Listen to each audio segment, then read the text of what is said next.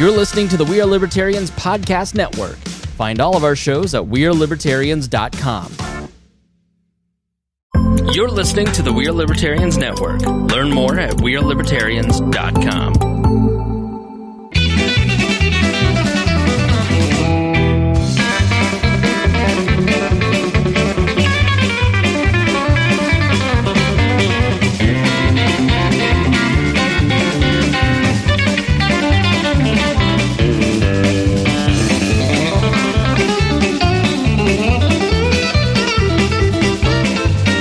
Welcome to the Boss Hog of Liberty podcast. This is episode number 292 of East Centraline's favorite podcast. I'm Jeremiah Morrell. Today I'm joined by executive video audio producer, engineer, sound technician, Zach Burcham, and my forever co-host, Mr. Dakota Davis. What do we have planned today? Today's episode features us and then our special guest, Mr. Jeff Raatz. Jeff Raatz is now representing our district in the state senate, which is new for us, but the state senate is not new for you. But we're really excited to talk to you today about all kinds of different things. We have in the notes planned for today energy policy, the food and beverage tax, your tenure in the state education committee. We're also going to talk a little bit about some election reform questions, maybe property tax relief, and then there's also going to be some other things at the very end, and they're very exciting, so you want to make sure you listen all the way to the end of this show. Very good. This show is about our lives in rural Indiana. We're here to push your boundaries and make you think as individuals.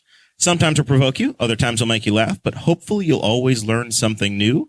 We just wrapped up about 15 minutes in the very exclusive Patreon Facebook group. We were talking about Dakota's Garden. Yeah. Again. Yeah. You're trying it again. That's the secret, is that you've not given up. You've got tales of what's gone wrong in the past, and you've learned. And it's if they want more, they can go to Patreon. A new start. Hope springs eternal for Dakota Davis. That's right. Patreon.com/Boss Hog of Liberty. That's where you can go to support the show every month, and that's also where you can go to listen to those bonus episodes. If you pay at any level, you get access to those bonus shows. You get access to the show notes before we start the show. You also get access to a Facebook group. There's also all kinds of different little goodies. Sometimes we will send you even little gifts in the mail, like stickers, and we did T-shirts this past Christmas. So it's I definitely think it's worth your while. Once again, patreon.com/Boss Hog of Liberty. And also, if you sign up at $50 or more a month, then you get a shout out at the front of every episode. And those folks are Mr. Jonathan Phillips, our favorite car dealer in the continental United States, and also our favorite, I'm not going to say that. He's also a candidate. He's my for favorite the city council Newcastle candidate. City Council. I got in trouble for making endorsements last year, and I'm not going to make the same mistake again. And we also have Mr. Anthony Meyer, who is doing his part to keep America going, running his truck all across the United States. And then we also have Miss Christy Avery from all the way in Fort Wayne, Indiana. She's our favorite Norwex dealer. Reach out to Christy Avery for any of your cleaning or household needs. All right. Commercial over? Commercial's over. Very good. Zach just got his dinner. That's spectacular. Nice. What's in the bag? Congratulations, Zach. Anything good? I'll have to look. Yeah, we had a. Do you have a standing order? You and Mrs. Burcham. Does she know what gets you, or is this like a random lottery? She generally knows. I change up once in a while, but for the most part, she generally knows. I actually don't know what's in here. She just offered. It appears that she has retrieved you a sandwich. I got off work and had about 20 minutes, and then my kids' elementary school had like a STEM night, which is really an extortion attempt to funnel me in for the Scholastic Book Fair, which all of them are good at. My wife, when she's a preschool teacher, and her activities are donuts for dads and muffins for moms, which also correspond with when the book fair is in. And so that's parental extortion. And so it looks like I got a burger, so probably a bacon cheeseburger. It's either that or it's Wendy's, so an Assaggio Chicken Club, but hold the ranch. All right, so let's spend some time here with our guest, Senator Jeff Raatz. So to bring people up to speed, this is the first year that you're representing Henry County. We had previously been a split county where I think the bottom 2/3 of the county were represented by Senator Lysing and the top third was represented by Senator Gaskell. You've now got Henry County. I know you fully embraced it. Checked your profile picture out on Facebook, and you've got the beautiful Henry County Courthouse. So what's it been like? This is I think the first time you've been through redistricting. What's it been like learning an entirely new constituent base? Well, that's a great question. So, a couple things I'll say.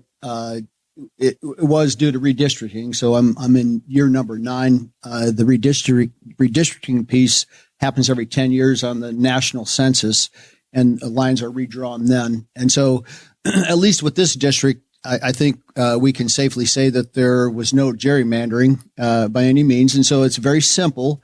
The concept is there's what we have 6.8 million people in the state of Indiana. You divide that by 50, and that's how many constituents you have. There's plus or minus a percentage. So it's pretty tight. So I have Wayne County where I live. I have Union County. I have 6 townships in Franklin County, and then I have all of Henry County. So there's no squiggly lines or anything like that. And so what it's done, it's slightly more condensed. The district is. I used to have all of Randolph County and part of Fayette County, a couple of townships there, 1 township actually. And so I lost both of them and lost 1 township or 2 townships in Franklin County as well, and picked up all of Henry.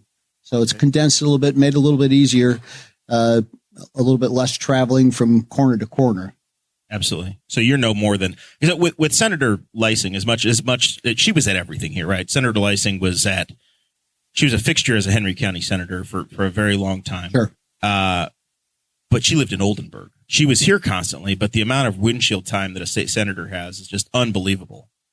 It is, and I got to give her credit, because whenever I had to go to Oldenburg, I always laughed and said I had to drive over the river and through the woods to get there. But it's literally, you got to go down and cross over the river and then go up over the mountain and come down the other side and go all the way down to the southwest corner of Franklin County. And so it's a big trip, no doubt. So kudos to Senator Leising for sure. So how have the relationships been learning the new territory and starting to work with the Henry County folks here in the first few months? Well, first Henry County was really good to me. It was actually a lot easier than I thought it might be. But the day that I learned about it, 2 days later, I was at an event here in the county. And so from that day forward, it was very warm and welcoming. So I have nothing but good to say about Henry County. Still have a lot of people to meet, and that'll take some time to get there. But nothing negative whatsoever to say. Not that I would as an elected official of Henry County anyway, but some big shoes to follow. You all had some great representation, certainly. Yep. So for those that we have listeners that are in the community, and we have listeners that are across the state and across the country, for those that don't know how Indiana in the General Assembly works, we're essentially at the halfway point. We just went through where all the bills switched. So things that started in the Senate have now moved over to the House, and there's a lot of active legislation that's passing through right now. Sure. In the news this week in Henry County was something relating to energy policy. Mm-hmm. And I know we've had some discussions with Representative Saunders over the years, who recently retired. There's been this discussion about local control versus state control, and how things are supposed to work, and our communities a place where people can invest, and having some expectation of knowing that if you're going to work in Indiana, say as a developer of a solar farm or a wind farm, do I have to play every local ordinance, or should there be something at the state level? Henry County has an ordinance in place now that says no solar and no wind in this community. Is that, in your view, the appropriate 92 sets of rules and local control is what should take place, or should we have a state that says, "Hey, no, this is a bill I think that came up last year"?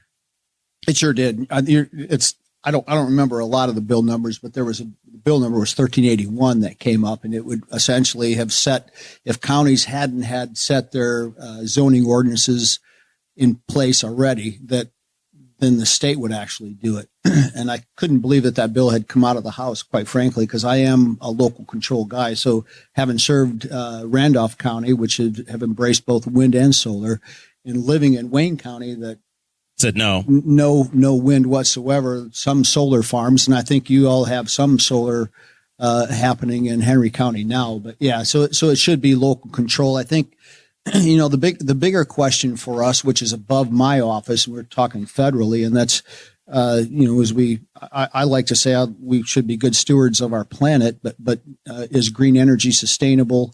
And what portion of that can we actually live off of? And so as I look off into last summer, actually the summer of 22, in July, I got a phone call from a company in Wayne County that said, hey, we just got a phone call from our electrical supplier, said we might be looking at rolling blackouts, which my first comment was, that's not even in our vocabulary, right? But I think as a nation, regardless of what side of the fence you're on renewable energy, we shouldn't follow the issues that they have in the UK, right? So it's just something that has to be managed appropriately. So all that said, to come back to say that it's a local control issue, my opinion. Yeah. With the energy policy question, Kentucky has done something interesting where they've actually signed, they have legislation where they are guaranteeing a certain amount of years where they will keep their coal plants operational. With this new development that we had with the with NERC, who is basically in charge of the grid around here, saying that the possibility of rolling blackouts is a first for Indiana, but it is real. Do you think that is something that we could see from the state of Indiana? I mean, I know we have a few coal plants that are in the state that are actually slated to be decommissioned in the future. So, I certainly hope not. I think, again, back to my comment, it's a management thing, and right. I'm not that well versed in. We talk about the coal plants in the state. You may be more than I, coming from your background, but I would say we should be really wise about what we're doing, right? Yeah. And we shouldn't follow in the footsteps of where things have fallen apart by any means. And so we're talking about affecting the economy essentially, right? Yeah, and so. Where I'm particularly talking about, it was an organization that took up about, somewhere between 10 and 12% of the supplier's whole energy as a source to residential and commercial. They took up a little over 10% of that entire organization's output, honestly. And they buy and sell, right? They're not a producer. And so we just have to be very, very careful about what we do. So we look at the commercial side of it, or we look at residential. And we as Americans that's not, it might be standard conversation in California, but it's not in Indiana, right? Right. Yeah, absolutely. Yeah. So there is a bill this year actually that talks about decommissioning coal-fired facilities and making sure that it's not done prematurely. Now, we can do what we can do as a state, but honestly, the federal government has a little more that they could do some things that would cause us to have problems. Yeah, for sure. Yeah, a lot of that, unfortunately, whenever we're talking about non-renewable energy, a lot of the regulations definitely come down from the federal government, EPA, and other regulatory bodies like that. Jim Merritt came on a couple of weeks ago, and he was all about nuclear energy and mini nuclear plants. Yeah, he was talking specifically about like smaller nuclear plants, things that would be like the size of, think like the natural gas peaking station that we have in CAD is, and essentially for that to happen, there would have to be a lot of conversation around zoning and deregulating the nuclear side in the state. Are you a proponent of the nuclear option? I'm a proponent of I did vote for it last year as an option. The smaller ones, which we had to do, I shouldn't say we had to do it, but we did give legislative approval to do so. So we're not talking about the traditional monster nuclear. Yeah, not the Homer Not what Simpson would sit size. on not Lake Erie or Lake Michigan, Exactly. or the Ohio River, or the but- Ohio River. You bet. Yeah, certainly. So I think I'm not that well versed in it, but certainly we want to be make sure we're careful about how we do it. But I think we're actually jumping the gun, especially when we look at what's happened in like Switzerland and the UK. Them kind of backing off of, like they called natural gas a dirty energy, and they pulled that back and put it in the clean side, right? And so, They're go ahead. they're Sorry. playing some potentially dangerous games. Exactly, and we don't need to follow that. That's a lesson we should learn and not go in that direction. Certainly, For sure. So, the nuclear option again, I don't know that much about it.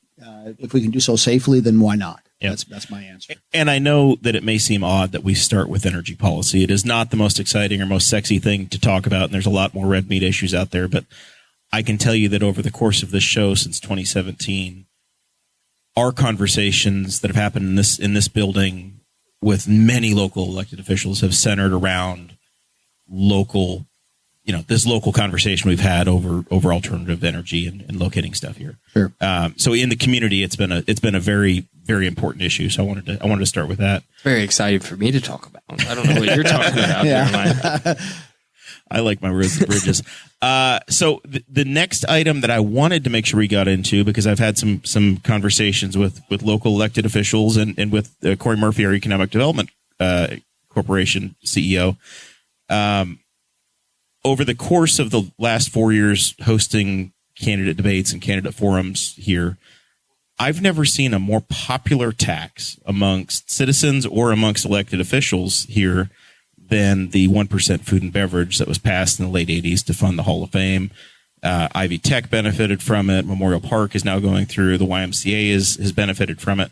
And we've continued to see out of the Statehouse kind of challenges to that being in place, where 20 years from now it might get sunset. Is that something that is likely to happen, and Henry County is going to have to find a way to fund these projects a different way? Well, that's the I suppose it's possible, but I'll explain the bill as best I can so everybody gets an understanding of where it's at. So, first of all, the General Assembly is largely reactive. I hate to say that, but it's somebody does something wrong, and so we pass a law to prevent that from happening again. So in a lot of ways, that's good. So there's a community in the state that said they were going to do X with a food and beverage tax, and they're, 25 years into it, and they've done nothing that they originally said they were going to do. So the bill that we're talking about that you're mentioning does not, it sunsets it, but the way it's set up today is that a county can adopt it and it can go on for eternity. And there's really no accountability, at least at the state level. I'm not saying at the local level, to the local taxpayers who are actually participating in it by when they eat and go out and eat and spend money at a restaurant.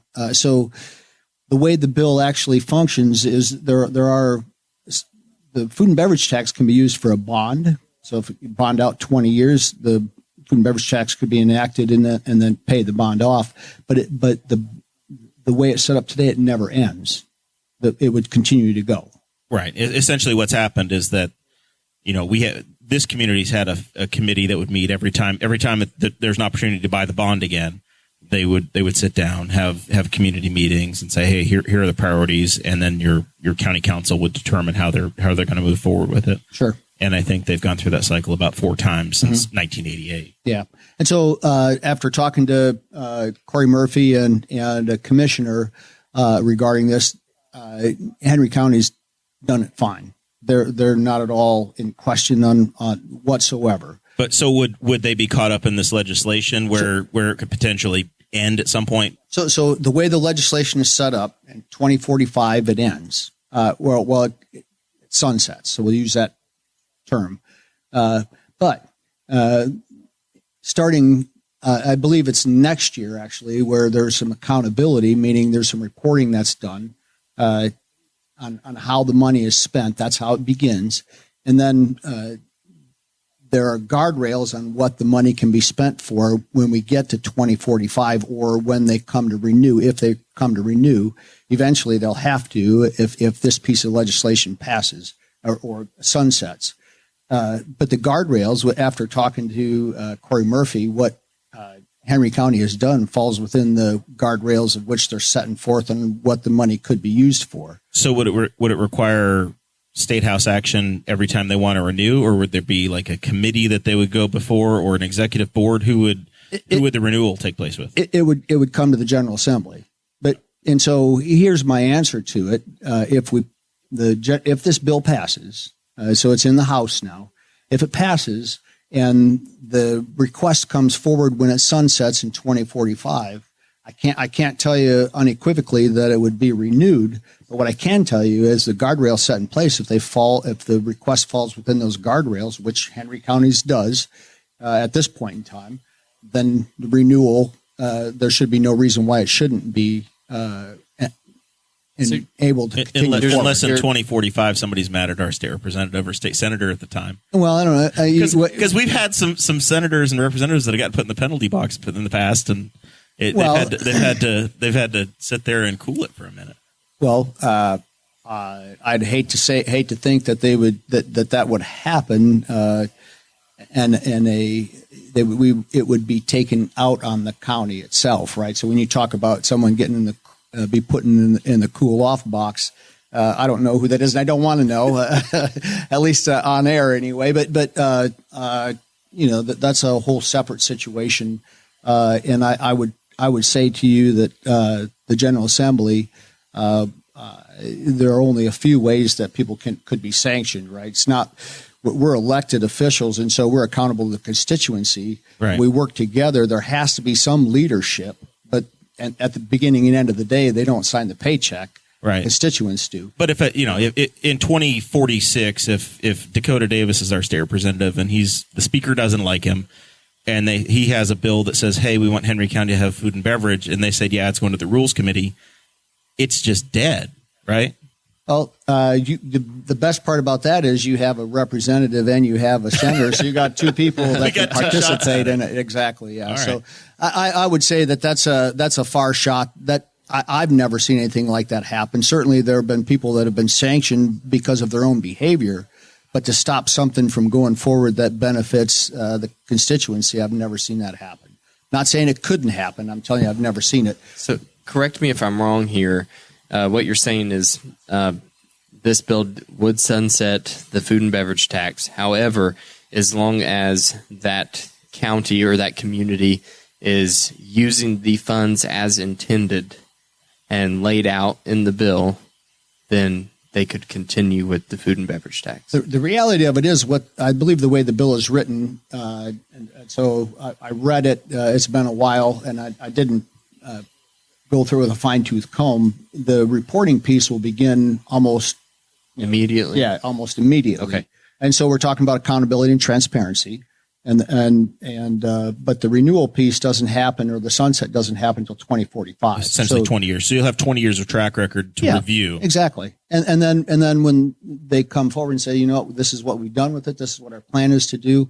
I mean, and the way the guardrails are written are fairly broad. So it could be quality of place, and some of the things you mentioned, absolutely a quality of place. When we talk about Ivy Tech, you talk about a couple of other parks, YMCA, exactly, yeah, things that benefit the community, which is what it was designed for. So I'm not defending necessarily the bill. I'm simply saying that I think we're looking for, in some respects, we shouldn't be looking for the boogeyman in the corner. I mean, what you're saying sounds a lot better than like there was just an article written about it in the Courier Times, and it kind of, the way that I read it in the article was it's just going to go away for everybody, and we weren't going to have that option in 23 years, in 22 fact, years. I'll tell you what I expect, and had some conversation today, a couple of them, about this very issue. Because of the concern in Henry County, frankly, I have nobody else. I think Wayne County has had it approved. They've never implemented it, and nobody else does. And so, but the conversation is about 2 years out. So now we're talking about 2043, something like that. Then counties will come, if this bill passes, and begin to talk about the renewal process and make sure that it's seamless, that we get ahead of the. Who would be responsible for keeping a record of all that? And like, who's going to be the person that's going to make the argument on the behalf of the county that we still need that tax to the general assembly? So it will be an elected official from the county that would actually come, yeah. And so, as you mentioned, the track record, and I can't tell you right now off the top of my head where those records are going to be kept for the transparency piece. That will start almost immediately, right? Or let's say it would start, July 1st of 2023 should the bill pass. So, and again, I'm not making an excuse for it. I'm just simply explaining the way the bill is written at the moment. Yeah, no, it's good. Yeah, I mean, there's just a lot of questions. Which there should be. And it's honestly, I think it kind of snuck up in the legislative process on the community, and it's gotten to a certain point. And this is why bills switch sides, right? Yeah. So there's an opportunity for discussion on the House side as well. And the truth of the matter is there's nothing over there that happens that doesn't have some group that represents communities, right? So the Association of Indiana Municipalities, I really don't know why they didn't come and I'm not being critical by any means, but they are the representation.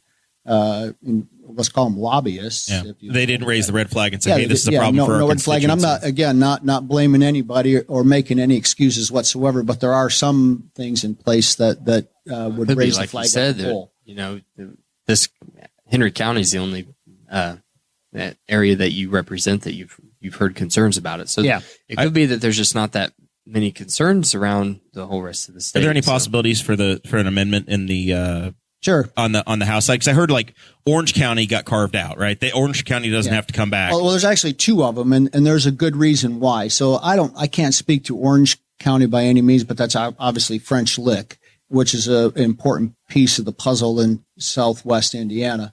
But Marion County was taken out, and the reason why there is because we Stadiums. So I didn't spend any time on it, but the legislators spent time on putting the pieces together for Lucas Oil Stadium, a lot of the big projects that happen downtown that are hundreds of millions of dollars. The food and beverage tax is included in that in order to pay for some of those projects, like Pacer Stadium and some other things. So the state has incredible interest in those specific places that we're on the hook for, right? Yeah. We as taxpayers. All right. So let's shift gears to a little bit more of a statewide focus. You serve as the chairman of there's a longer name for it, but essentially the education committee for the state Senate. Education Career Development. Tell us what that's like. And I know that there's a bill that you carried this year that I know got a lot of attention, and I don't think we've spent a lot of time talking about it on this program. But I assume that if you carried the bill, it's something that you're passionate about or see a need, and that was circling around critical race theory. Sure. In classrooms. That's what kind of the bill was labeled as, I guess, if you will. My intention behind it is nothing more than my desire. So we've had this division, which I think we all can recognize politically in our nation has been on the rise for some time.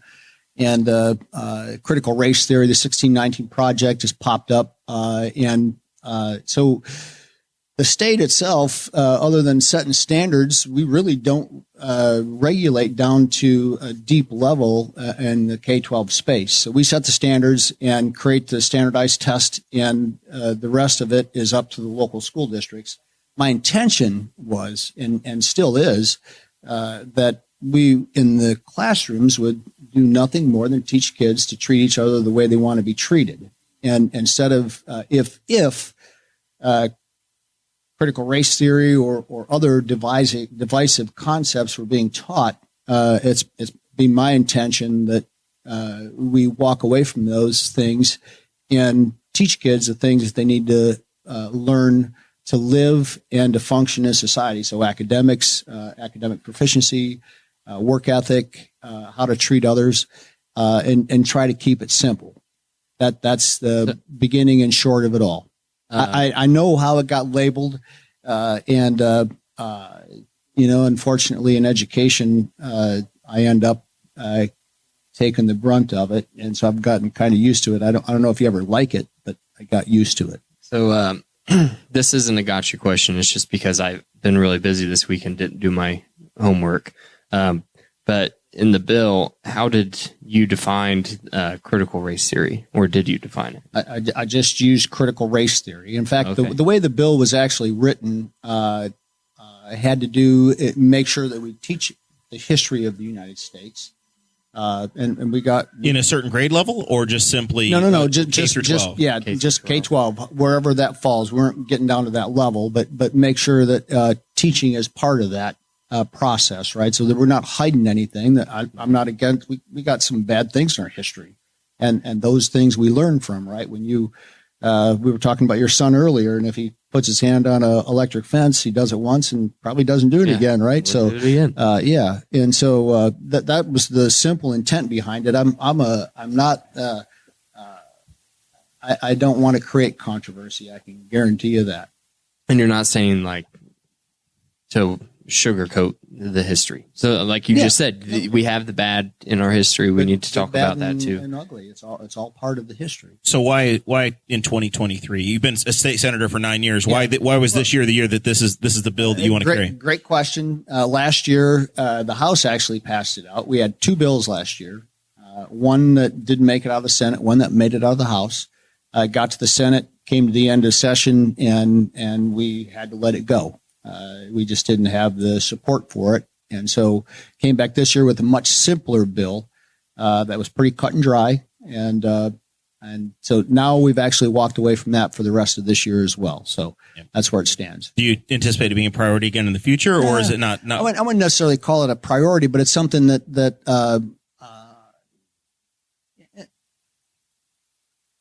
it's a concern. Okay. On what's happening in the classroom. We'll just put it that way. So I can't answer that question. I'm not telling you I dropped it, and I'm not telling you it's going to be a priority for next year either. Right. And we've talked a lot about education on this show. Jeremiah's wife is a former school teacher. My sister is, and her soon-to-be husband are both teachers. And my mom also works at an elementary school. Yeah, public school teachers. And so we've talked about it a lot. We've had educators on that were explaining the Red for Ed movement. We had a former educator in this community and Rob Kendall on to debate the Red for Ed movement. And so I'm just kind of curious what your thoughts are, since you're on the education committee, about one, Red for Ed, and then also like how can we improve teacher retention in the state of Indiana? And so it's a great question, and I think I got some fairly good answers, at least from my perspective anyway. And Red for Ed means to me, I can only say a coalition of teachers that got together and under the union and came and spoke to the General Assembly, to put it that way, by volume, okay? Raise their concerns. Is that fair enough? Yeah. Okay. So a couple of things. We talk about teacher retention. So there, a lot of comments have been made about how Indiana fares with Illinois and the surrounding states and how we compensate teachers. And so here's what I can tell you. 21 budget, we put, actually it was more than $2 billion into K-12 space. Almost half of that went to the pre-96 teacher pension plan. Because every year the state of Indiana, we put $1 billion in that plan, literally out of the budget. So in '96, we figured out that it was unsustainable, that pension plan was not fully funded or not funded well enough, and so they cut it off, started a brand new one that was fully funded from day one, and then we were working on and have been working on making sure that one was completely funded to the tune of $1 billion a year right off the top of the budget. That takes care of the teachers that These are the teachers that started before 1996. Exactly, yeah, that were that started in the profession before '96, and so that's the first thing. Not the first thing, but what we do every year. So $1 billion comes off the budget to make sure that thing is fully funded, that the state can follow their promise. So the other piece that we did out of the $2 billion, just a little bit of over $1 billion of it was sustainable. And by that, I mean, it has to be every year. So that was in the 21 budget. So the other thing that we did is make sure that we actually done something the General Assembly has never done and set a base salary for beginning teachers, and then required that 45% of the tuition dollars that come from the state has to go to teacher pay. And so we stepped in a place the General Assembly has never been. And so I'm proud of that. It was historic. And we're standing on the other end of it right now, in which let me express that we certainly recognize that the state may have been behind the ball and not sending enough money to pay teachers well. And so we're back at it again this year. So we're 2 years later now, and we're talking about historic funding again for K-12. So are we getting there? The answer is yes, I believe so. We've made a full-fledged effort to take care of it, recognizing that there's a lot of education is a difficult field. It's just difficult. That's all there is to it. And I'm grateful for the people that continue to do it. And what's most amazing to me is that, generally speaking, families follow their footsteps, right? If mom and dad or mom's a teacher, generally one of the kids become a teacher, right? And so it's pretty cool. I love to look at that and actually declare that. Yeah. A lot of the headwind that I've seen, and so many people in the millennial generation, went to a public college. They went to Ball State. They went to Indiana University. They got their teacher's degree. And by the time they're 30 years old, they're out of the profession. So we've spent all this public money. They've made, they've borrowed money, student loans, whatever. And then they get to be 27, 28 years old. And they say, this is, I don't have the support I need. I've got these my wife taught third grade. So which is the first year of high stakes testing. And it's just, they end up finding themselves playing referee more than they are actually, delivering instructional materials to kids. Is there anything other than the pay side that you think that the state can do to retain those teachers so that they do spend an entire career teaching in the public school system? Well, a couple of things. And so let's talk about the pipeline first. So we're about, the number is about 1,400 short in this state right now, which, and I'm not making any excuses because the state's on the hook for this, right? It's not like private industry. When you look at some of the other sectors in industry, there's double digits, percentage wise. There's about 65,000 teachers in the state of Indiana. And so, you mentioned being what term did you use for a third grade teacher? A referee. A referee. And so, it's a big job. And so there's no two ways about it. We've freed up some things. We're doing some additional things. Several years back, we created the Next Gen Hoosier Scholarship Award, which actually what it is, you can get a 4-year degree, get $7,500 a year. And the payback is 5 years of teaching in the state of Indiana. Yeah, my sister had that scholarship. All right, awesome. And so we actually, this year, the concept, we're going to up that. We're going to double the line item in the budget and make it $10,000 a year and still require 5 years. And one of the other things that's really cool, in my opinion, is taking someone who has a bachelor's degree that's actually working in education, maybe as an ancillary position. They could actually, we'll pay for them to get a transition. It's called transition to teaching. Right. And we'll help fund that.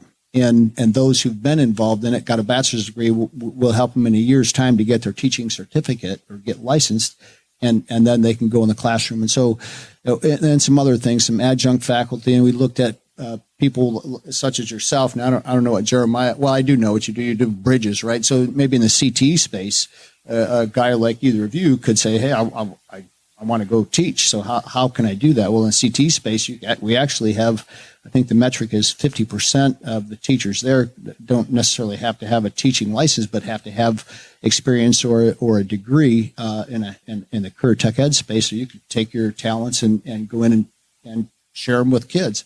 So I think one of the best things about that is like accounting. My original undergrad was in accounting and IT, and I got to the accounting desk when I got my first job. I'm like, well, I need some help. Somebody to tell me how to actually apply what I learned in the book practically. Bringing people in that actually have the experience, the practical experience, is an incredibly valuable tool with a passion to teach kids. And so we've taken some of those things and done it as well. And we still got a long ways to go, but we're actually spending a great deal of time and effort looking at these things and trying to close that gap. Yeah, that all sounds really good. Yeah.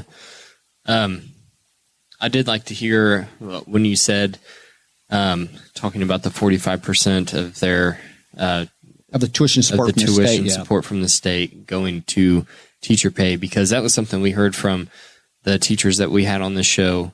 Actually, quite a lot was them saying, like, we feel like we have like the state's funding enough, but their complaint was there wasn't enough oversight on how much of that funding was being spent on the teachers themselves. Actually went to the teacher salaries. Yeah. Sure. And that was actually, I'm super hardcore on local control and everything, but I think, that was something that I actually agreed with.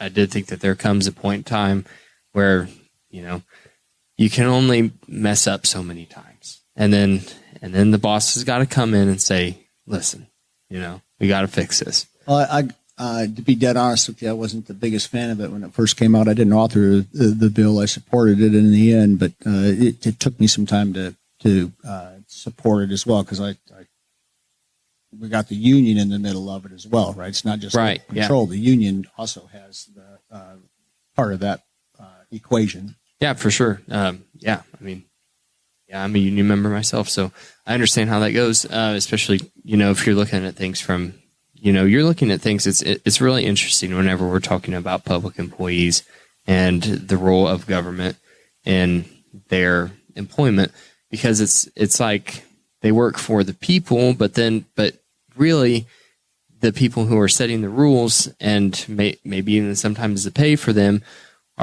it's not the people, but representatives of the people, and that's where you come in. And it can be kind of confusing, and I can't imagine. I mean, honestly, I really can't imagine legislating around that. It sounds like an awful, massive headache to try to figure out. I actually enjoy it. So the day starts, I'm sure, just like you guys. Today, 5:30, I jumped out of bed. I was at the Statehouse by 7:30, and I left at 6:00. And so, and then came here to meet us, and then came here to spend time with you guys. Yeah, so that's part of doing what we do. That's a long day, Jeff. I was just to say it. We do appreciate you being here for sure. The another issue that we've spent a lot of time talking about in the history of this program is around elections and election reform, and we've been advocates for third parties, but we've also been advocates for competitive local elections, and as we've had essentially an autopsy after each election, we find that the party label means more than anything else, and not just in Henry County, but across the board. And there are counties in Indiana that go blue, there are counties in Indiana that go red, and there are counties in Indiana that have strong libertarian views as well. But we have straight ticket voting still, and we're one of like 7 states in the country that still has it.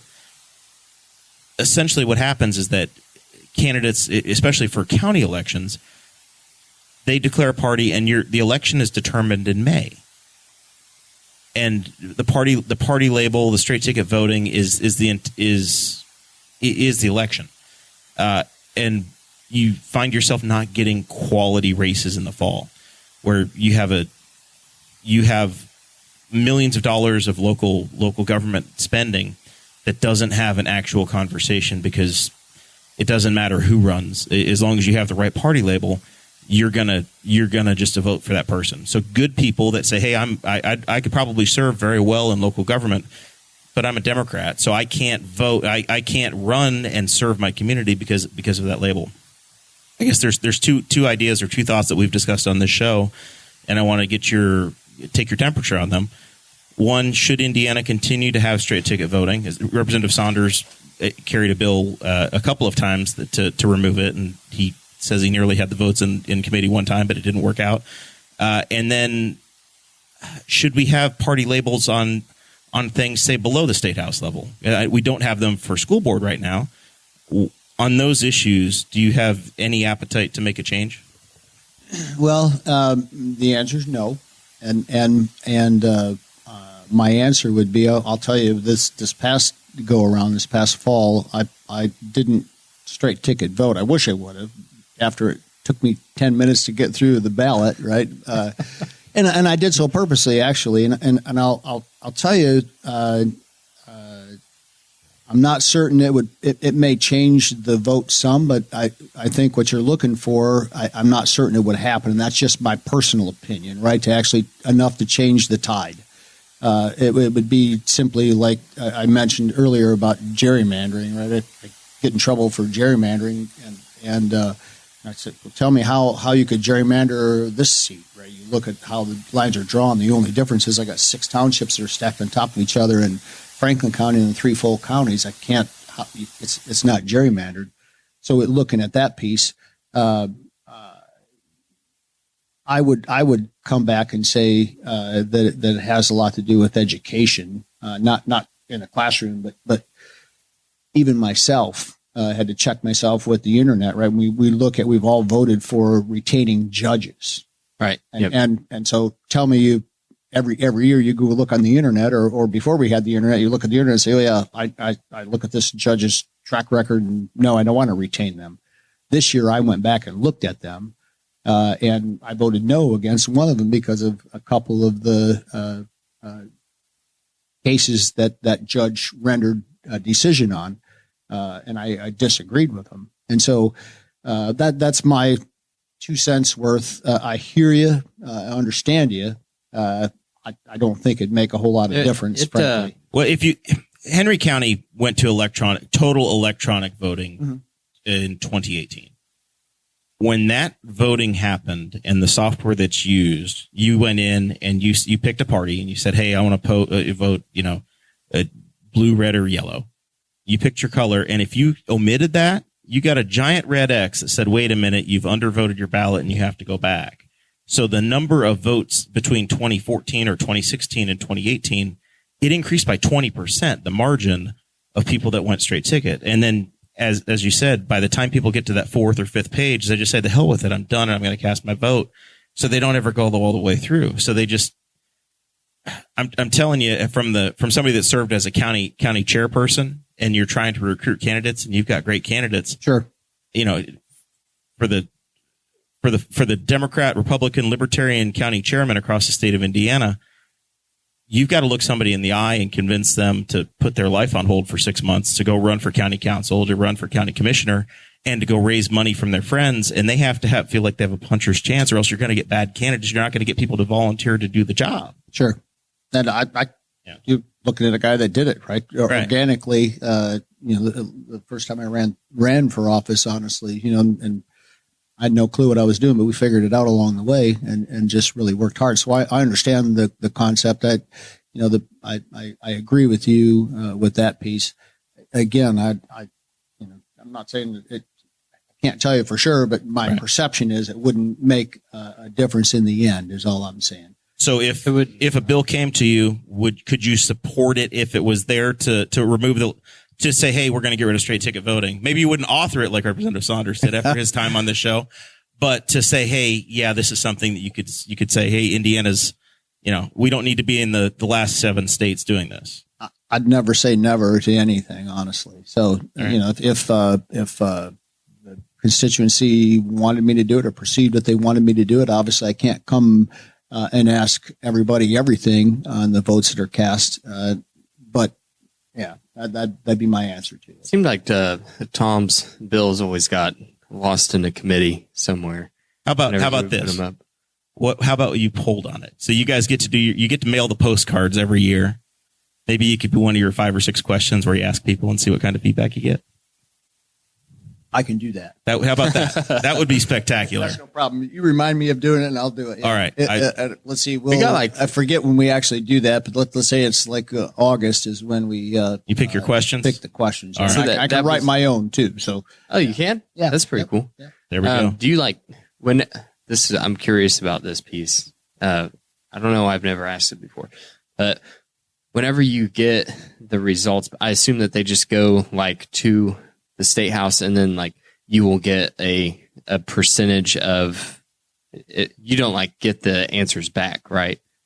So it depends on whether or not they're electronic, which I prefer because we get the results back much quicker, right? So honestly, I have not my legislative assistant, but intern is still sorting cards as we speak. And so I can answer back. I know what the percentages were. We've gotten that much information because it's done electronically, even with the cards that are mailed back.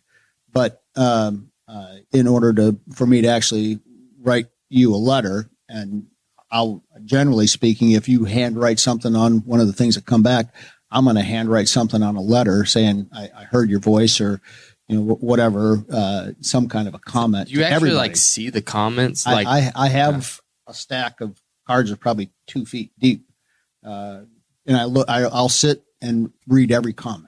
And can we sign most of us do. I can't speak for everybody. Can we sign Dakota up to be an adult page for the day to help you weed through the comments? Absolutely. I would do that. That'd be kind of cool, actually. I'd probably enjoy that. The electronic.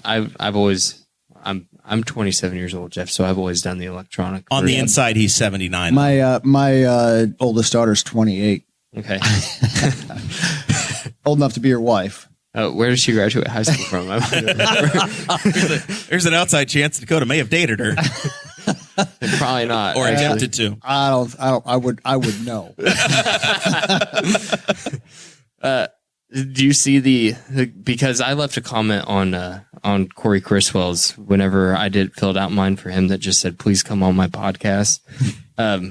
So would he have gotten like a notification or anything? I can't speak to that because I'm not exactly sure what the House does.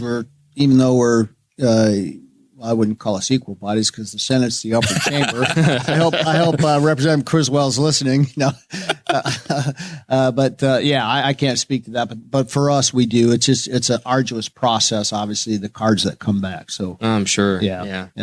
So we're about 137,000 people that the Senate serves, and it's half of that for the House. So should there be any changes to the way we elect school board members? Well, you're talking about whether they declare partisanship or partisanship, et cetera. When we do it. We used to do it in May. Now we do it in November. Yeah. Are you happy with the process as it is, or should there be alterations? I'm basically happy with the way the process works today. There've been a couple bills that in conversation over the last few years about partisan school board races, and I'm agnostic on it. I got some thoughts about it, but irrelevant essentially. It's a local thing. And so Jim Merritt was full bore making. When you say Jim Merritt, you're talking about former Senator Jim Merritt. Yes. I wanted to make sure that I figured that's who it was. 30-year potential governor. Potential governor candidate. Yeah, we got to put that disclaimer there. Driver for Brad Klopfenstein. 2 weeks ago when he relaunched Alf's Brow beer on the show, Senator Merritt joined us and hung out, and we talked. He's the only political candidate that's ever shown up and started with "I want nukes." That was his number one issue. Immediately was he wanted. He was all in on the nuclear policy. I said, "This is a different really kind of guy." I was like, I wish I had known this ahead of time. We would have. Dakota was done some background research.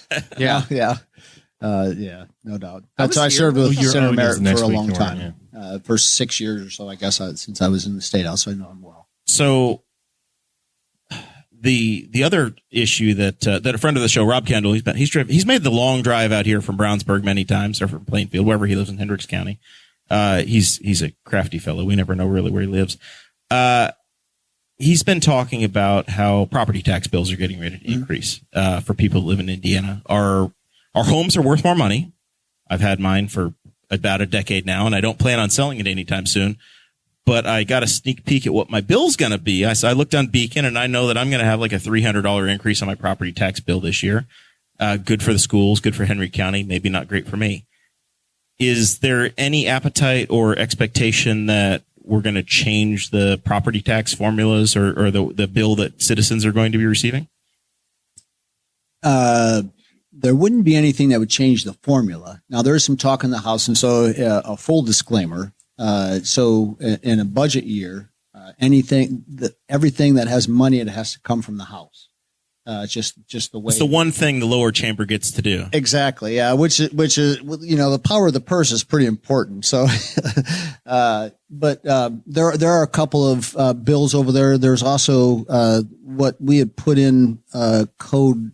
I don't know if it was in 21 or 22. I think it was in 22 that if we get over a certain threshold on revenue forecast, that we would drop the income tax. So if we get to like $5 billion in the piggy bank, then the relief comes. I wouldn't necessarily say $5 billion in the piggy bank, and keep in mind as I mentioned the concept about the at least the pension system. When you look at the state overall and the 20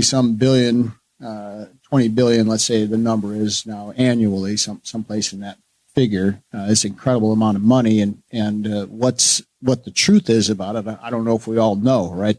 Knowing that we're staying within the four walls of how we operate, but we still have debt in the pension system, and so if we look back to 2008, it took us about $3 billion to weather that storm as a state when we took a dive in the economy to come back up.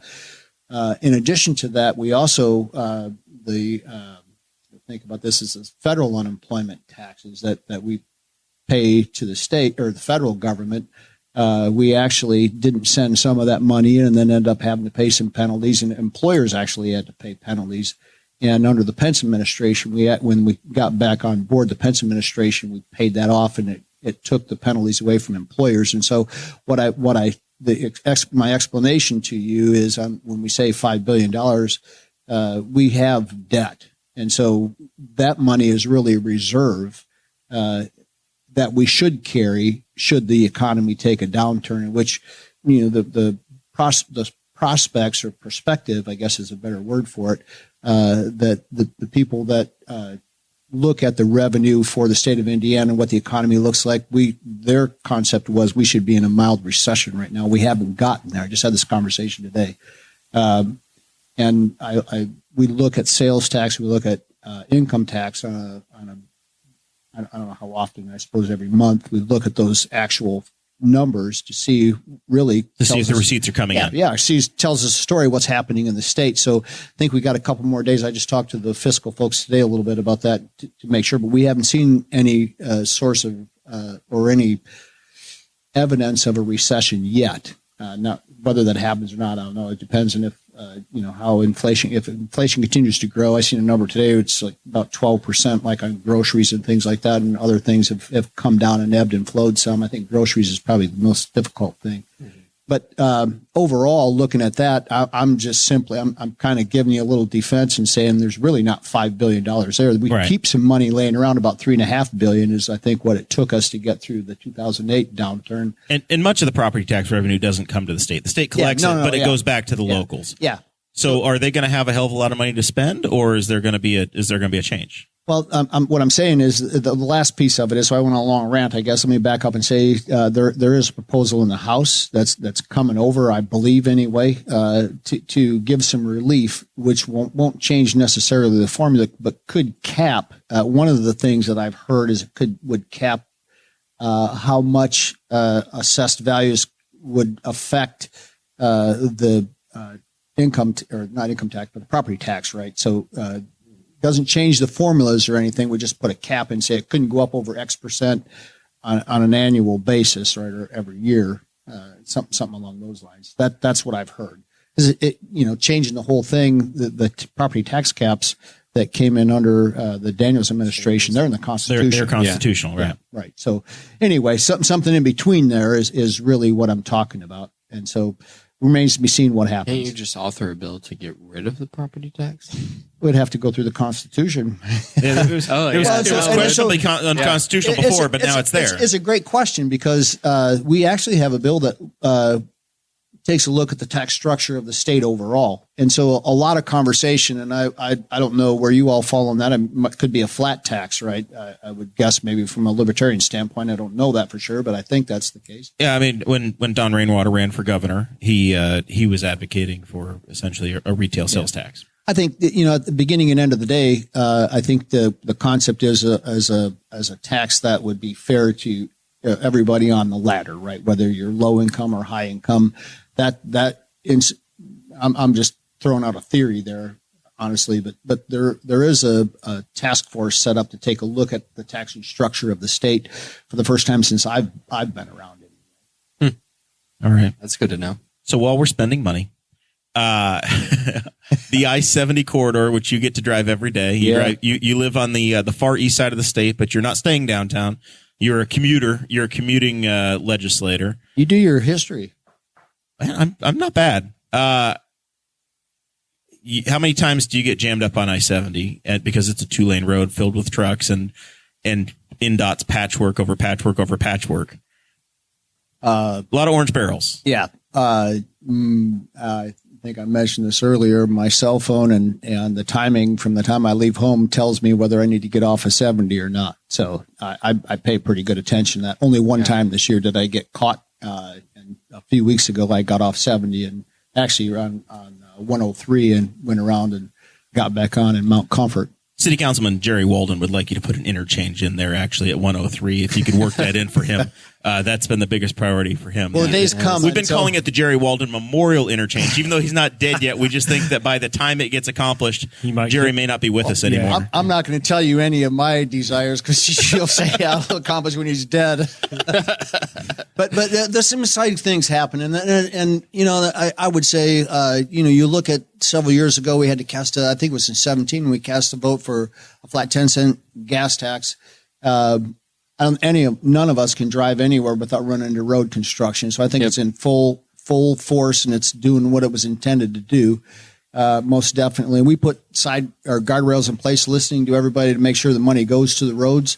And that's exactly where it's going. So in the next 5 years, I-70 starting at the state line, the first project will run from the state line up to Indiana 1, Cambridge City exit, Hagerstown, Cambridge City. See, Henry County wasn't represented by you yet, so you stopped. You got the Wayne County portion covered, and now in the next 10 years. Well, if I could wave my magic wand and do that, I wasn't even in the concept, buddy, so sorry. Yeah. We are paying the price for being the central and east central Indiana because I drive from Indianapolis, and it's coming from the west and it's coming from the east, and we're just kind of sitting here like in the middle being like, man, there's a lot of semis. I'm sick of driving around. No doubt. So yeah, three lanes in each direction. It's on they let out the bid. Either they've done it right now or in the next few weeks they're going to let out the bid, which is going to be incredibly expensive because it's essentially a $500 million project just to get that portion. Easily, right? So because you got all the bridges have to be widened, and so it's an incredibly big deal. I talked to a guy from MnDOT about 70, and they said when they picked up 70 in the Mount Comfort area, that got down to the base of it, the rocks at the bedrock that's underneath there. I don't know what you call it, but let's say they're number 3s. I don't know, number 4s are the larger, and they were like size of a quarter after all those years of being beat on the highway. So it's well overdue. Oh, wow. Yeah. Huh. That's really interesting. I'm excited by the fact by someone drives to it that it's not like we're just going to throw a lane on there. They are tearing it down to dirt, and you're watching them. Oh my God, this should be, when it's done, it should be so nice. Be a road, boy. This is going to be because nice. I know you keep back and forth for a little while there, a couple of years ago. Knightstown to Newcastle was one of the most treacherous stretches of interstate probably in the country. It made the traffic report, and it was just because potholes, and they got an emergency pave, but it wasn't like a great pave, but just to see like new pavement. And you're starting to get to experience some of that when they're moving traffic around over by Mount Comfort. But it's a safety issue. Yeah. You end up, until you get to 3 lanes in each direction, you've got roads that were designed, post Eisenhower, that one of the most important corridors that's flowing straight through your district. You bet. And as we continue to move into the Amazon model of package delivery and distribution centers surrounding us, we are the dog food capital of North America now. By the way, as well, we had this conversation last week with John McCain, the EDC director for Rush County. Yeah. But yeah, you've got so much manufacturing and so much distribution that the truck traffic is massive. Agree. Yeah. Run 70 every day, so I know them well. All right. So speaking about things that happen on 70, there's Jeremiah likes to make the quip that there's a lot of tourists that are traveling on I-70 between states, and they get pulled over with plants that they shouldn't have. So that leads us into criminal justice reform. Do you think that's quite a segue? I don't think anybody could have done it any better. I'm than a professional. I've been doing this for quite a few years. 292 episodes. Yes, we are really good at arresting our tourists. These poor innocent souls are traveling from Oregon to Washington D.C., and the next thing you know, all of their souvenirs are on the hood of their car, and they're spending time in the Henry County Jail, which is full all of a sudden. Well, again, Sheriff John Sproles we don't have a pace car on 70 anymore, so might not be happening in Henry County. What are your thoughts on the marijuana issue in the state of Indiana? When you say marijuana, you're talking about legalization of marijuana? Yeah, I mean, take your temperature, decriminalization, legalization, fireworks stands on the state line like we have in Richmond for the big. You got state line fireworks. I drove to Michigan over the weekend, and I swear to God, the first 10 miles are billboards of establishments that are catering to the Indiana and the Ohio crowds. Where do I think any appetite? I think someone mentioned that the other day, actually, and I don't know if it was somebody I spoke to about a week ago said they were in Michigan, and I don't know if they went to a shopping plaza that had a dispensary in it or something, and said there were a lot of Indiana plates in it. So I don't think any of the legislators are ignorant to the fact of what's actually happening out there. But I will say this: I have a relative, not particularly proud of this, but to think that if we legalize marijuana, it would eliminate the black market is a wrong thing, because if anything, it strengthened it in some respects anyway. And that's firsthand. Yeah, we've had this discussion too, because like in Colorado, it definitely strengthened it that's a lot due to the incredibly high amount of taxes that they have placed on it. And difficulty in banking. There's certainly there's a lot of different things that go into it, and it certainly will. But it also, it frees up a lot too, and it also. If you're buying it legally and regulated, then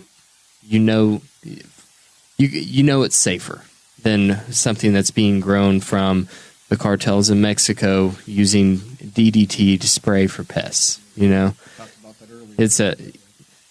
There's those issues that are also arising, but we have the governor once again said that he's not going to sign any bill unless there's reform on the national level.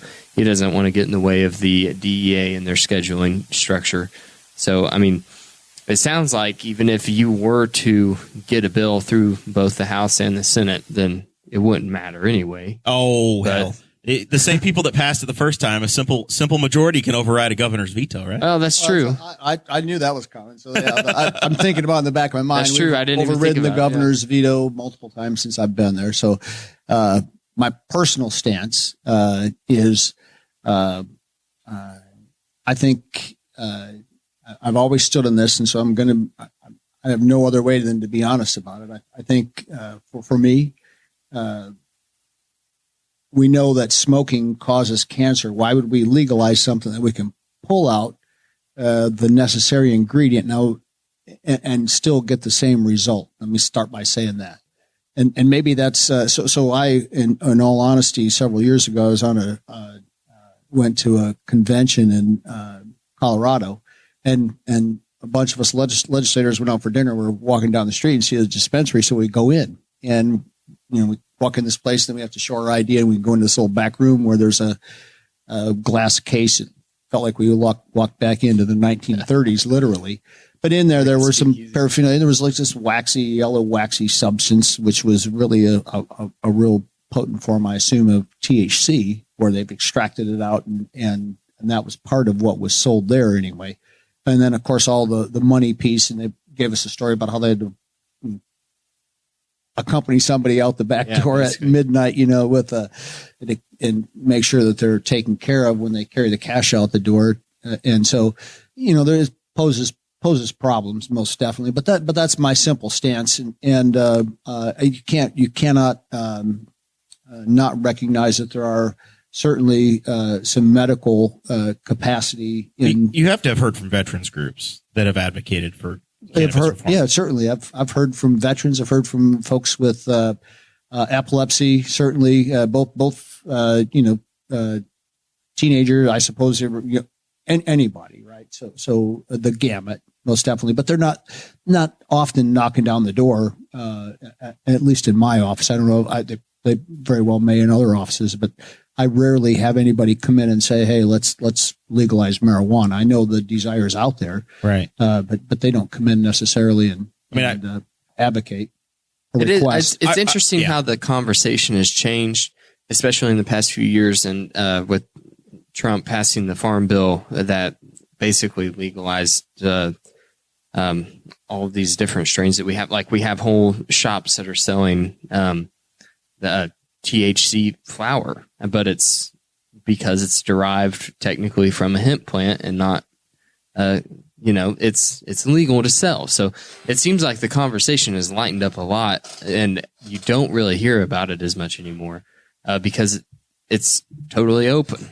Well, the other thing I would say, the conversations out there, and you mentioned it about the tax dollars that could be brought to the state, and that comes from one side of the aisle. They say, well, if we do this, create all this tax.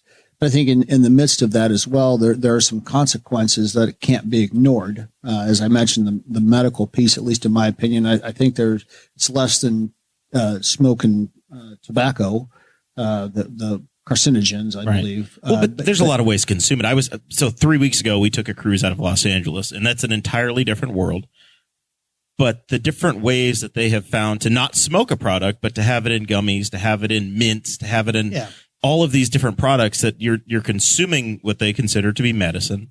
But it's not through carcinogens or smoking. You're finding a way, just like taking a multivitamin. And no, there's obviously there's other ways to do it. Yeah.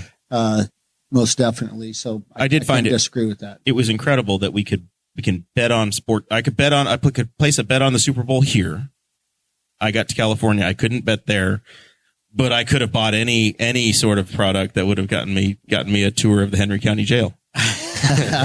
Well, and so, there's certainly, we know that we're sandwiched between a lot of different, ideologies. There's no two ways about it. So I just came from California, and my oldest daughter's out there. She's a traveling nurse. And so we just came back Monday from out there. Yeah, it's a different world. There's no two ways about it. Yeah. So we don't want to be Los Angeles here. I just had my first merit board meeting. I was appointed by Sheriff Sproles to serve on the Henry County Merit Board. Happened on March 1st, and that included a tour of our brand new jail or detention center, whatever, sheriff's headquarters. More than 200 beds. I know that we've had essentially.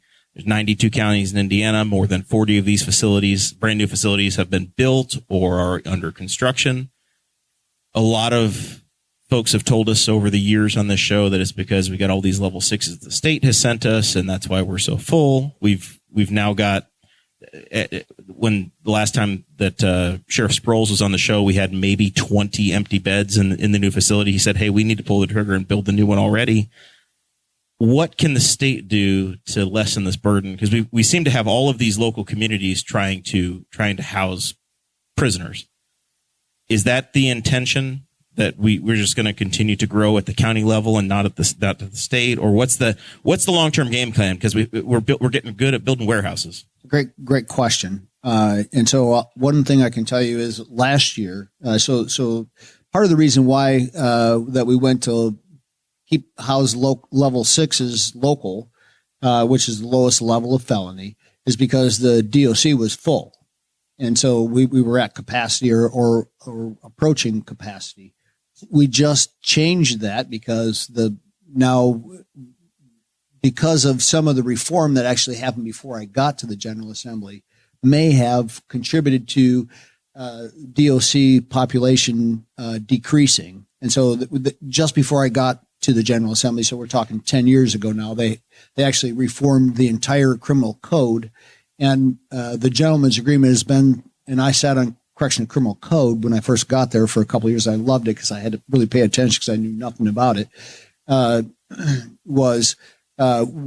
gentleman's agreement was we're not going to change any of this till we see the results, right?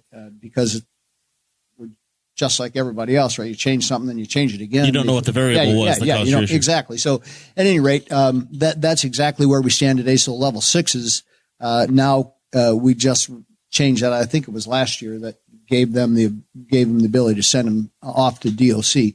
By the way, hats off to Henry County because I was out at the ribbon cutting for that facility, and it's incredible.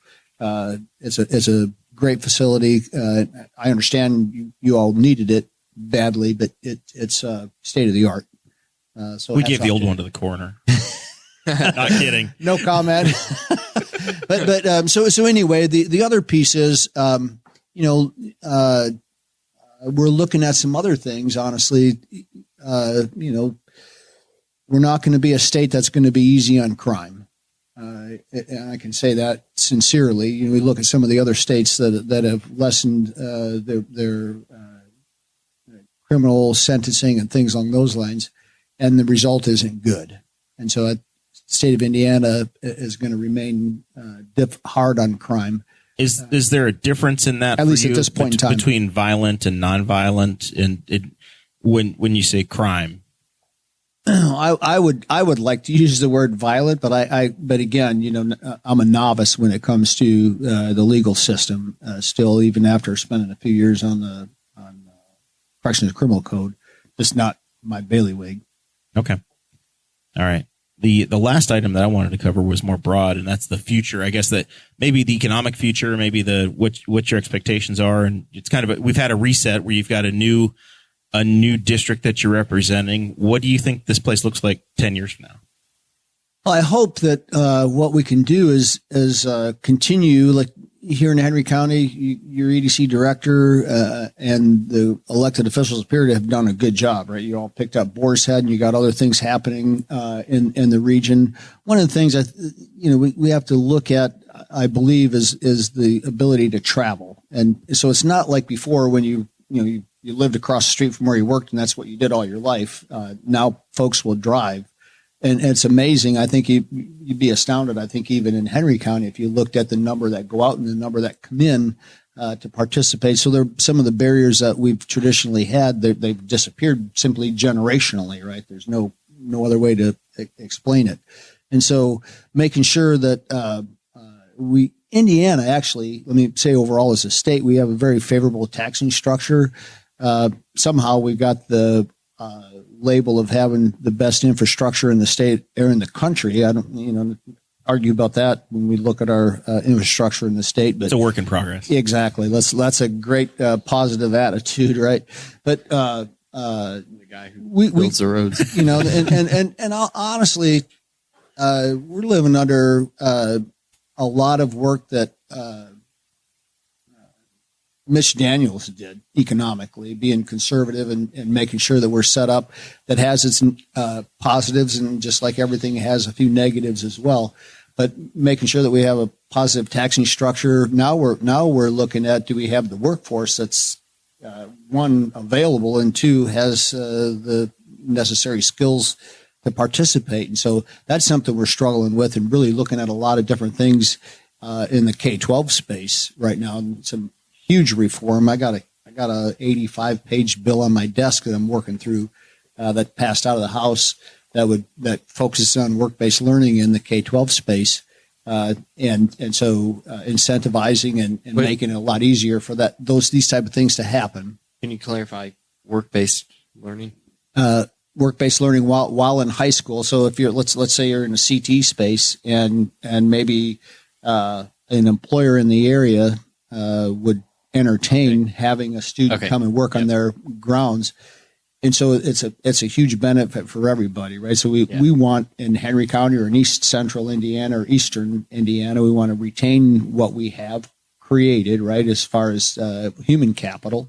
So them getting to experience a job locally in finding their talents or developing talent there, and the employer participating in creating their own workforce or participating in creating their own workforce. So it's a win-win.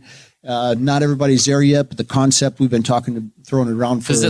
Is it changing? Whenever I was in high school, I know that we kind of had that. Like if you had enough credits to graduate, then you could leave for a half a day. And you're talking about like what I would consider co-op. Does that sound familiar? Yeah. So you got credit, maybe you got a couple credits for doing it. Somebody signed off on it. Right. You could be given a broom and put in the corner, and that would have been your job. This would actually, we're talking about applied credits potentially. I mean, this is all still really fresh, but let's say you want to be a welder, and you got some experience in the CT space. Could you actually go work and have a mentor on the job? So the employer's got a little bit of skin in the game because they're providing a mentor, and you're learning to do on the job. And they say, you know what? He's a great welder. We want him when he graduates, and they offer you a job before you ever finish high school.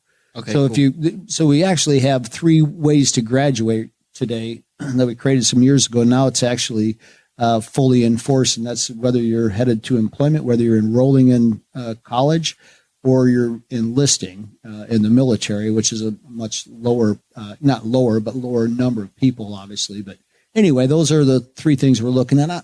I know it's not perfect in all these things. When you deal with 1 million kids, at least in the K-12 space, it's more than that, but whatever that is, divided by 12 is the number of students that would come off the graduate annually. And so we're trying to be as innovative as we can and work with employers. And so there's some pretty cool things that are happening. Yeah. But, all I can say is once we get them in place and they begin to function, it'll be time to change again. So one of the, and we're getting ready to wrap up, but one of the questions that I always find interesting is talking with legislators about constituent service opportunities, or you think you've got a letter and stories that you're able to share. Anything that sticks out in a constituent interaction?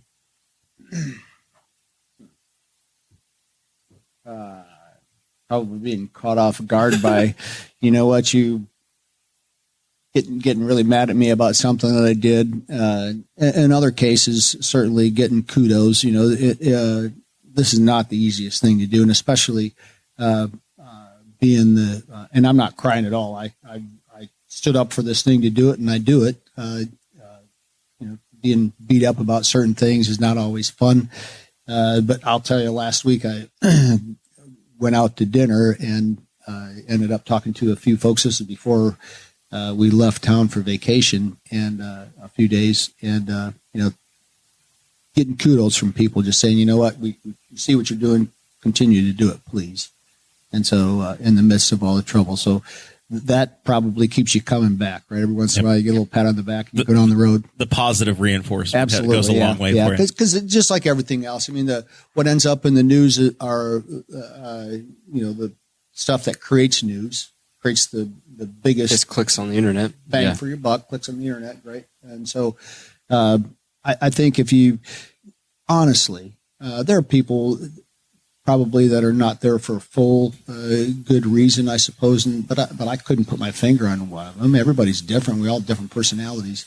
But I really do believe most of the people in the General Assembly are there for the right reasons. They come to make a difference, a positive difference. Very few come in that have a chip on their shoulder. They come in to fix something, that beat them up personally or locally. I'm a common sense guy, and I love people.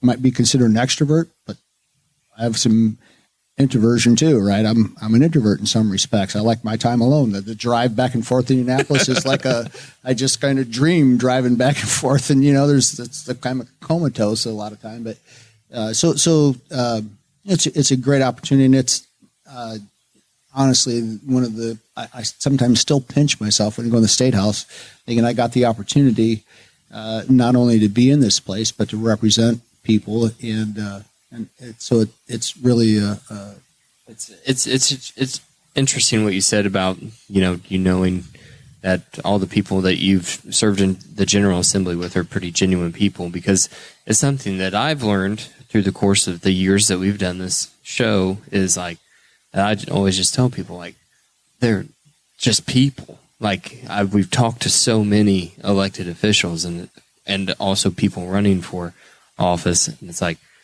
you can get this clouded headspace from the things that you see online, or you see on ads, or you see newspaper articles that are written about them. It's like it's literally just a person who's just they're trying and they're going to sometimes they're going to make mistakes, sometimes they're going to do things that maybe they'll regret later on. Because it's literally just another human, just like you are, that's in there. It's not. It's very weird. We've placed in our culture, we've placed political figures in this whole separate category where we think of them like as, they should never ever mess up, and if they do mess up, then they're gone. And it's like you get. It's really hard to fire somebody. Honestly, we kind of need to show people some grace. It's really, really hard to fire an elected official. I've tried. I've lost 3 elections myself. All right, well, let's start to move into final thoughts. Producer Zach, do you have anything for us? Anything we want to cover? Anything you want to catch up on? No, not really. It's been spring's coming. They're going to suck an hour of our souls out this weekend with daylight savings time coming. I'm not super stoked. It's for the good.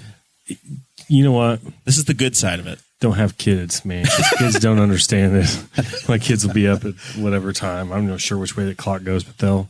But you just told us they're not that old yet. 6 and 9. That's what I heard. Yeah. And now, luckily, with medical approval, we kind of give one of my kids, my oldest one, like basically Benadryl before he goes to bed. That kid would beat me up in the morning, and I run in the morning.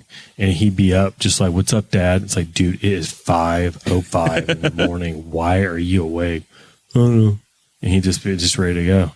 But no, I'm looking forward to camping season. IndyCar season has started. If you didn't take a chance to watch the race, hopefully you have it on DVR. Go watch it. There's cars flying through the air, like driven on the streets of St. Petersburg. Are you in the motorsports caucus yet, Senator Raatz? No.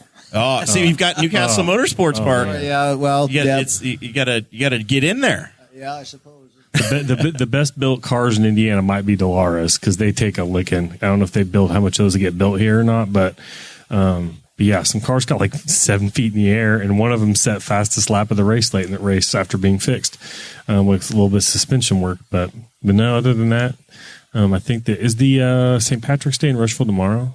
Yes. Yep. Yeah. So the people. It'll be Saturday. Saturday. Okay. So yep, we this had weekend. Last week we promoted that. The Newcastle on Tap big event is coming up here as well. So if you have your designated driver, you can do the 4 hours here in Newcastle and then run on down to Rush County and enjoy check their with the Slick Pickle, see if they got availability. I still think that was a great idea. Slick Pickle should double up the package and lets people pregame in Newcastle and then drive them down to Rushville for some. Did they have a beer pong tournament? Was that? Yeah. Oh yeah, beer pong. They got it all. I was trying to picture like a guy his age hosting a beer pong tournament. That's still hilarious to me. But yeah, so enjoy the festivities this weekend responsibly. If you know me and you need a ride, ask me for a ride because I've been sober for 40 years. So we appreciate that. Zach and I spend an awful lot of time in our Indiana state parks. So I know you've got a number of them now. I assume you have Whitewater in your District. I do. You've got Mounds SRA in yours as well. Now you got Summit Lake. So you got 3 crown jewels of Indiana that you're looking after as well. Agree. Yeah. Wholeheartedly, yeah. And by the way, we could stand some more camping at Summit Lake. It is full every weekend. And those guys pay food and beverage money too. Talking about a capital project there, aren't you? Well, our recently retired state representative would have liked to lodge out there at some point, or an inn, I guess you'd call it. But those are tough to come by. So, is there anything we've left out? Anything you wanted to cover? Any topics that we skipped over? I don't think so. I think you guys did a good job getting down to some of the conversation here locally that you wanted to have, and so I expected and I'm appreciative. It turned out pretty well. Yep, awesome. We look forward to continuing the dialogue in many years to come. D Square. Just wanted to say thanks for coming on, Jeff. My it was pleasure. good. It was good talking to you. Yeah, I was like talking to, especially like these are some of my favorite conversations with our the people who are representing us at the Statehouse. Tom was always such a good conversation to have. Looking forward to keeping the conversation going with you as well. It's a really good time. This has been a crazy week for me. Jeremiah, you did all the show notes, so I know. I wanted to say thank you for taking that off my plate show this week. It was crazy. I had a squirrel get in on Sunday, and then it was like the exact wrong week for something like that to happen. So it was like just crazy hectic. So yeah, thanks for taking care of the show notes this week. Pure chaos. We adapt and survive in advance, adapt and whatever. Very good. Thank you so much for being out here with us. My pleasure. Thank you both, or all three of you, actually. Yep. It's certainly been a pleasure. Come back out. Or invite me, I will certainly come back. Very good. With that, we say thank you guys very much for participating. We will be back next Thursday night.